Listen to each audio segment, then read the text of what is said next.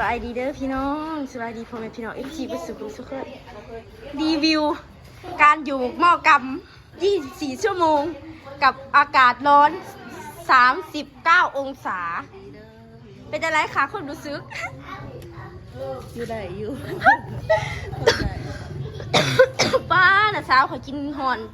อยู่หอนนะพี่น้องตุ่มพรมอีกนอนอยู่ไฟยังตุ่มพรมอีกเนาะนี่อาหารรักนะพี่น้องก็คือข้าวจีบายเกลือ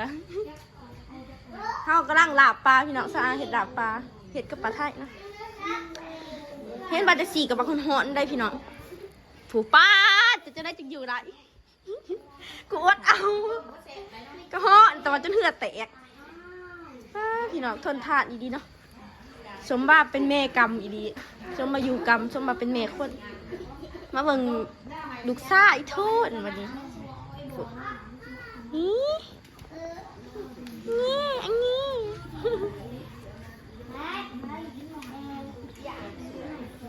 ซื้อเพื่อมสวยมันดียังไงเอารีวิวบ้างคันเขาอยู่กรรมไหลมันดียังไงเพิ่นก็ว่ายังซ้ำสาว18เพิ่นมาถ่ายอยู่กรรมไหนเนาะผู้เฒ่าเพิ่นมานะแต่ก็อีกอย่างยังเกาะมุดดุมันหยุบมุดดูมันก็ดี มุดดุมันดีไว้พี่น้องเพราะว่ามันแห้งเนาะเขาค้างไฟมันแห้งเนี่ยมุดดุมันก็ดีไว้เจ็บบ่ปวดซาข่อยมือนี่จะว่าจักหมอแล้วกินน้ำป้ากินน้ำหอนเบิด3 หมอกินน้ำหอนกับให้หอนจนดวกปากเลยพี่น้องอาบน้ำกับอาบหอนจนนั่นนะนี่ตอนนี้อาการหอนแห้งประมาณข่อยว่าประมาณ39 องศา38 30ไปพี่น้องเดี๋ยวไปเบิ่งลาบปลา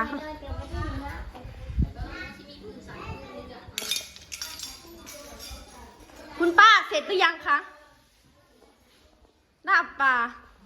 าตองตัวอะไรมากไอ้ซุกมือนั่นเลยพี่น้องเคยเห็นเป็นตะเสบเนาะจะใส่ปลาแล้วมาหอบปลาไทยต้มปลาพี่น้องตองทีเข้าไปหา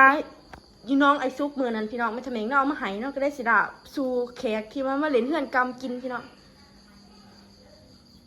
ใส่ผักหอมลงไปนะคะป้าเป็นเสบนะซีมือจ้ะนะป้าหนักปลาตองให้ตกซอ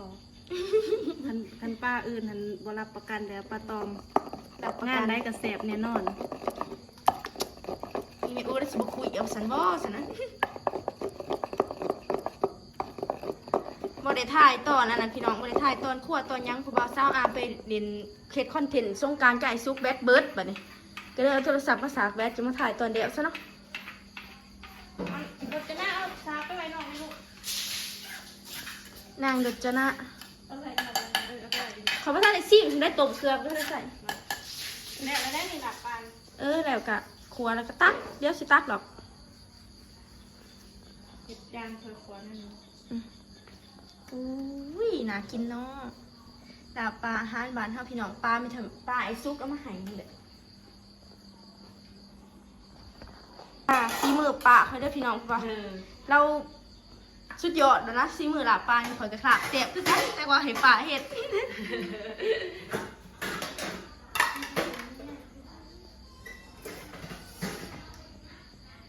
แต่งช่องผ้าจะได้บ่มีอันนั้นเนาะอันนั้นถ้ากระเดานะหยอดมันกับบ่มีนี่บัดน้อยบ่มีบ่ซะโอ้กูสิไปเอาไปเป็นเรื่องของยังกะย่าอะไรล่ะกินซัมมี่เลยพักกันเป็นหัวเนาะพอบ้านนะบ่าวเราก็บ่กินดิบเลยถั่วซะหน่อยต้มนะพี่น้อง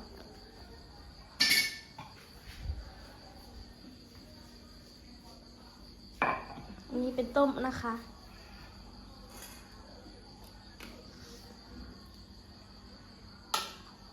ว้าวใส่บะเขือนะเขือเด่น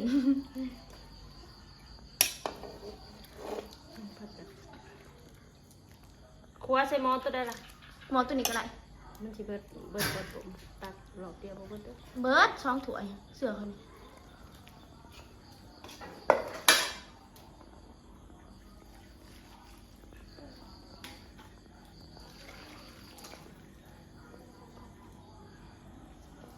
พอดี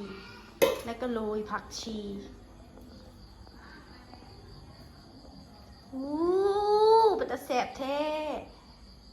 ปลาตองน้องไอซุกปลาธรรมศาสตร์พี่น้องเข้าไปซาเนาะมันแบบเขาปล่อยแล้วมันกระเขาว่านะเอาบวงมาใส่รถนะ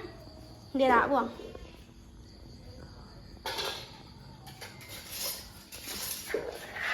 เป็นตะแสบขนาด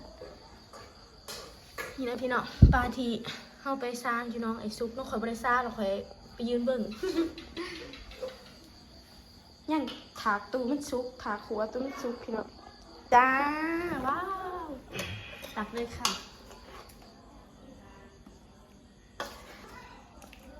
เยี่ยมมือแรกเขาไปตำบักหุ่งกินอีบักหุ่งได้หลายมาเดี๋ยวสิบอกอีปลาไม่เด่นนักน้องปลาอันนี้ซุปนะพี่น้องใส่พริกดิบแบบผู้เฒ่าเพิ่นกินอะไรนะพี่น้องเพิ่นกินดิบเพิ่นกินเผ็ดอะไร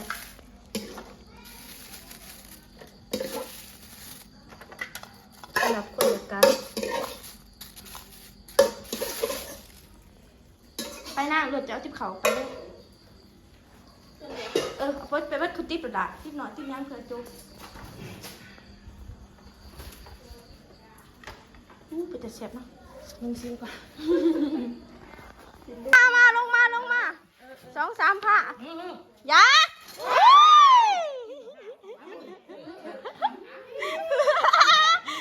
เ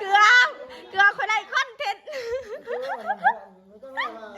เกลือคนใดคอนเทนต์แบบบริตั้งชื่ออุ้งข้าวบริเพชรนี่ให้เกลือจ้ะบริใส่พริกสับมีแต่กัดเอาคนใดกิน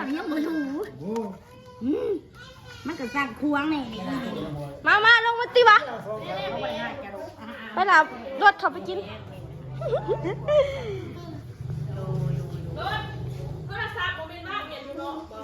มาลุงวงดาบปลามาตะน้องมือนั้นเด็ด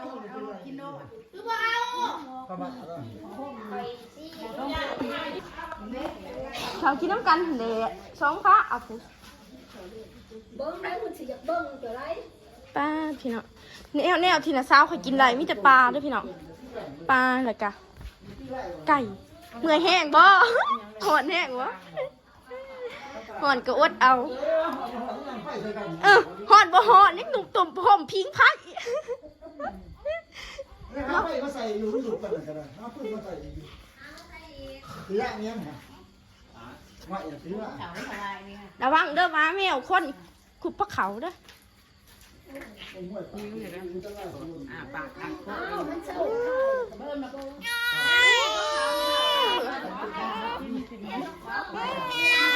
ใส่ส่วนตอกใส่โอ้หมาจะกินไปก็เงือดแต่เนาะจุดจะหิวอ่ะหอยในกลางตะดึงหันหิวเว้ยแม่จะบ่พากเขาจะเขาจะบริการเขาแล้วล้างหิวกินเลยโอ้น้ำแก้วกับลวกผักหนึ่งผักเจ้ามันซีมาตื้อให้ติ๊กขอจะไปถ่ายคลิป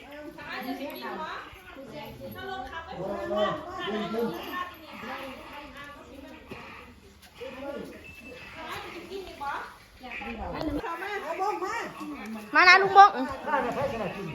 กระแตงเดี๋ยวพายอยากกับเขาไปกินเอาขึ้นเถอะซะ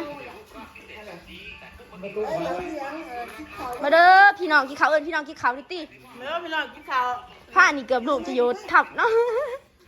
อุเผาคือว่ามากินมันสิเห็ดเผ็ด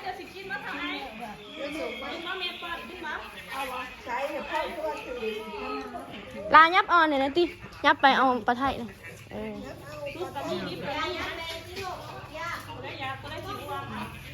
มาเด้อพี่น้องกินข้าวน้ำกันลาบปลาเซ่มันเป็นเสียงเบาซื่อ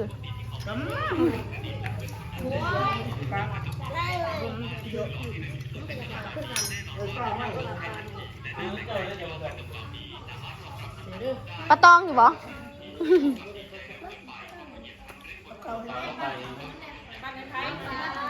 จะเสิร์ฟอีกด้วยคุณแซ่บบ่กัดเดี๋ยวแม่พริกเอามาอยู่พริกดอง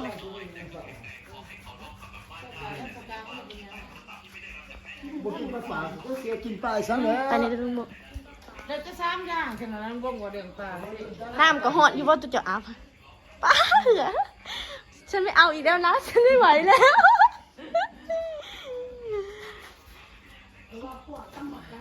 ว่าเหือนะสาวกระเตกถูกจะขึ้นนอนไหลวะอยู่บ่ได้ดอกคอย ไปทดสอบ อีดีพี่น้องเขาอยู่บ่ได้ดอกดังไฟจะเคย แต่ที่ก็อยู่ก็สิอยู่กับดิฟแต่ว่าดิฟ เขาบ่อยู่กรรมซับ เขาบอกกับบ่อยู่เนาะคือแต่ก็บ่อยู่แต่บ่อยู่ก็สิเฮ็ดจังได๋ พวกทางนี้ก็ไม่ดุอ่อนพ่วมปุ๊ดเนาะพี่น้องมีแต่ดุมีแต่เต่าแต่ดุแต่เต่าเนาะ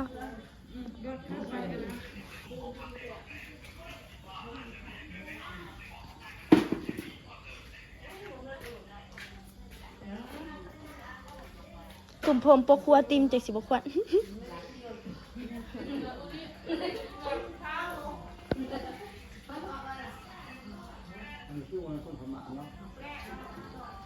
น่ะนะสาวบอกว่าสู่ตายเพื่ออยากไปกลับไปเป็นสาว18อีกครั้ง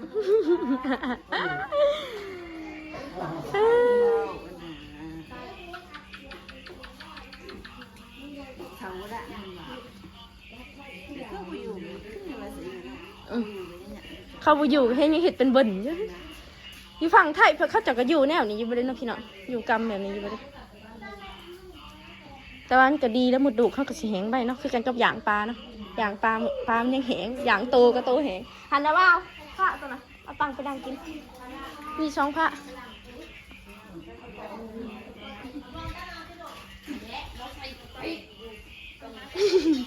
คือบ่กินข้าวเฮ้ย กินเขาแล้วเบื่อเขากินคู่มือมันนึง2-3เทื่อแล้วก็เบื่อเอาเองเนี่ย ไปพี่น้องเดี๋ยวสิเปิดเสียงให้ลุงบงก็ได้จากเบิ่งมวยแห้งนะเขามาเอาเงินให้นะสาวนะสาวพากมาให้สาวยุ้ยที่เราถอดดูกนะ2,000 บาทค่ะนะสาวที่เราทำงานอยู่ไทยเนี่ยพี่น้องค่าพัก30 บาทแต่ว่า30 บาท30 บาทอยู่ย่าง20 บาท ค่าผัก40 บาทย่าง10 บาท คือจังตะกี้พันละ10 พันละเศร้า พันละ20เลย ยัง10 บาทจ้า10 บาทก็เอานะคะ 10 บาทกับ5,000บ่ ลูกกี้พากินนั่นน่ะต้มปลา ไป เดี๋ยว พี่น้องเอาเงินไปให้นะสาวต่อแต่โอ้ยขี่ฝนมันตัวยันเอาค่ะ เงินหนูให้ค่ะ2,000 บาท สมัย ขอบคุณเลยเด้อได้ สมัยผาเงินมาใหาย2,000 บาทค่ะช่วยค่าออกลูกนะคะ ขอบคุณพี่ใหม่ ป้าเกิดเต้นนะพี่น้อง ยังไงวะซึ่ง เอ้ยซึ้งจนหายซึ้งจนร้องไห้นะคะป้าควันตัวนะพี่น้องไฟก็แห้งๆอะไรสมัยเราพักมาให้เจ้าพอดีตรงเป๊ะว่ามีขาว่ามีเรือเสร็จอันนั้นขาเพ กินกะซิมันรู้แล้ว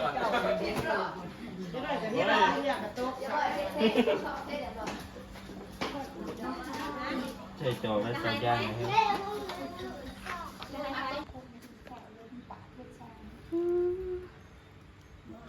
มันสีดังหมู่ได้นี่ไอซุกใหญ่ขึ้นไปตอนนั้น หมู เนาะ เนี่ยนะลังคก ดังหมู่คือดังจักหันดี วิ โอ้ยถ่ายชิวอยู่เมื่อนี้ไอซุกมาเด่นน้ำพี่น้อง สบายดีจ้า คลิปแต่เมื่อคืนนี้ ไม่จอบไกวีด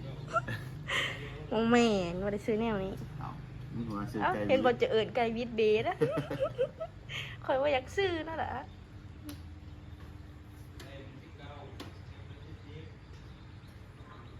ฝากมาติ้งอยู่เนาะ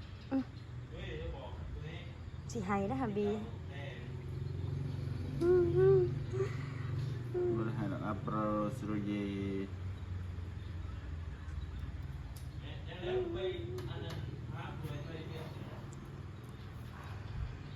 ไอซุกมาเด่นน้ำมือแดงมาเด่นน้ำมีได้สิตามมาหุงสกิน สักหน่อยแล้วมันก็แล้วเดี๋ยวคาดว่าผมส ส่งมอย สิให้ได้เข้าบัดไปยืนมันซื่อ คนเงาะอยากซื้อคนซื้ออยากเงาะเนาะ มนุษย์คนเฮาบ่มีเมืองพ่อ มันก็ล่องไปวัตถุกรรม ร้านน่ะสาวเขากินน้ำหอนโซ่นั่นติกินเบ่จะหมอเลยมื้อนี้ ป้าหมอปักใหญ่ค่ะ แล้วกินหอดหมอกู